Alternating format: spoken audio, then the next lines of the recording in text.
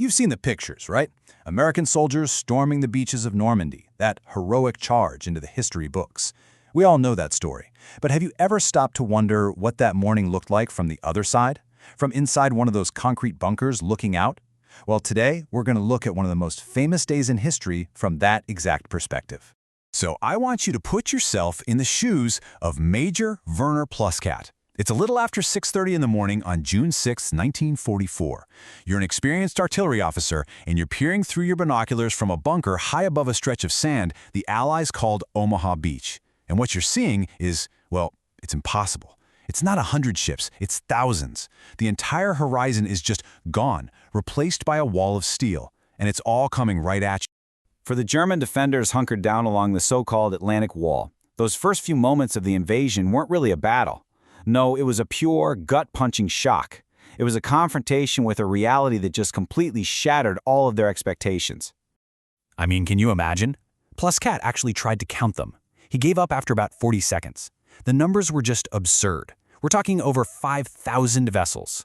Battleships, destroyers, landing craft, a fleet so massive, it just didn't seem real. The sheer scale of it all meant that, from the very first minute, the idea of actually winning this fight felt like a total fantasy. And look at how fast this all went down. In just 17 minutes, Pluskat's world went from a quiet, gray morning to all-out war. At 6:35, he's frantically on the phone to his commanding officer, practically screaming that the entire English Channel is covered in ships. And on the other end of the line, nothing, just silence, total disbelief. 7 minutes later, the sky just rips open as these massive battleship shells start raining down, shaking the very ground he's standing on. And then, by 6:48, the order comes through: open fire. The battle for Omaha Beach was on. So, why the disbelief? Why was the German High Command so completely, utterly caught off guard? Well, the answer lies in one of the most brilliant and successful deception campaigns in the history of warfare. Okay, what's so wild about this is how completely the Allies sold a lie. The German High Command and even Hitler himself were absolutely convinced the main attack would come at Pass de Calais, right? It's 150 miles away, the narrowest point in the channel. It just made sense. So that's where they put their best divisions, their tank reserves, all waiting for an attack that was never going to happen. They thought the stormy weather made a landing at Normandy impossible. They were wrong on every single count. So with the generals totally confused and their whole strategy in tatters, the brutal job of fighting fell to the individual soldiers in the bunkers. And down on Omaha Beach, one man in particular was about to earn himself a terrifying nickname. This right here, this was his fortress. Widerstandsnest 62, or WN62 for short. It was a nasty piece of work. A fortress of concrete and steel with a perfect field of fire over the main landing zone. And inside, a 20-year-old private named Heinrich Severloh, a farmer's son, was shaken awake by his lieutenant and told to get to his machine gun, fast. And this was his weapon, the MG-42, a gun so brutally efficient it could spit out 1,200 rounds a minute. Its sound was so distinctive, so terrifying, the Americans gave it a nickname, Hitler's buzzsaw. They said it sounded like ripping cloth. And for so many of them, it was the sound of death. Think about this for a second. Over the next 9 hours, from his spot in WN62, Heinz Severloh would fire an estimated 12,000 rounds from that machine gun. And when he wasn't firing that, he was using his rifle, firing another 400 rounds. He became a relentless one-man killing machine. And this is what made the beach a complete hellscape for the Allies. It wasn't just Severloh. While his machine gun was pinning men down, the artillery, guided by officers like Major Pluskat, was dropping high-explosive shells on top of them. Each one of those shells had a lethal kill radius of 30 meters, just scything through anyone caught out in the open. It was a perfect, interlocking web of fire. And the German defense was just devastatingly effective. Severloh's orders were simple. Wait until the GIs were knee-deep in the water, their most vulnerable moment, and then open fire. Every time a landing craft dropped its ramp, it revealed 30 new targets.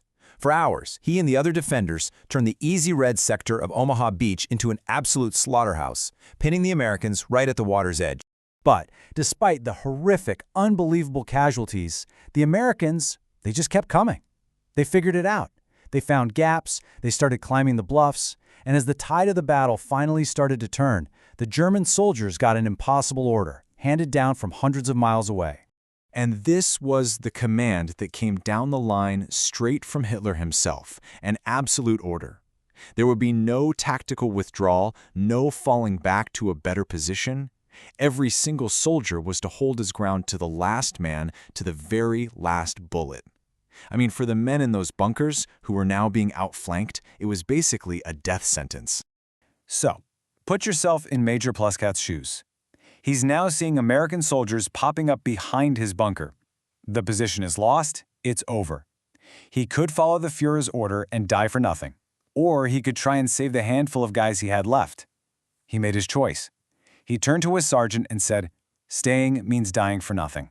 We withdraw. That is an order." He chose his men over the insane mandate. After that, the end came pretty fast. By 3 p.m., with Americans swarming the bluffs, Severlow's lieutenant finally ordered the retreat from WN-62 and was killed moments later. Pluscat, after he withdrew, was wounded and captured that evening. And Heinz Severlow, the so-called Beast of Omaha, he actually fought on until the next morning, when he and the last few survivors were completely surrounded. They finally surrendered to the very same troops he had spent an entire day trying to kill. So for these men, the war was over. But the shadow of that one single day, man, it was going to follow them for the rest of their lives and shape who they became in some pretty profound ways. Major Pluskat's story is fascinating. He spent about 18 months in POW camps in America before heading home. Then, years later, a historian named Cornelius Ryan tracks him down. And Pluskat's incredibly vivid account of seeing that impossible fleet, it becomes one of the most famous parts of the book, The Longest Day. The officer who fired some of the first shots became a key witness, helping the whole world understand the sheer, overwhelming power that had defeated him. But for Heinz Severlow, the path was much, much darker.